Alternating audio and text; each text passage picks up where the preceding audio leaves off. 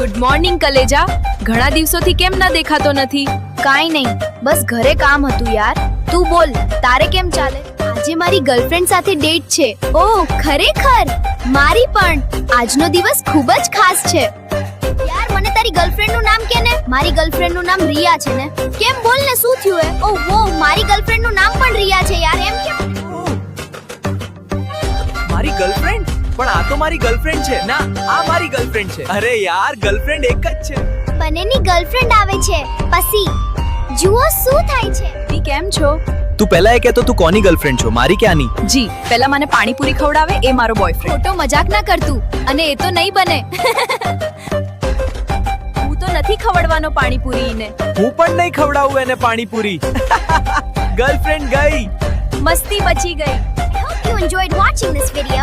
Please like, share and comment. Don't forget to subscribe to my cartoon channel.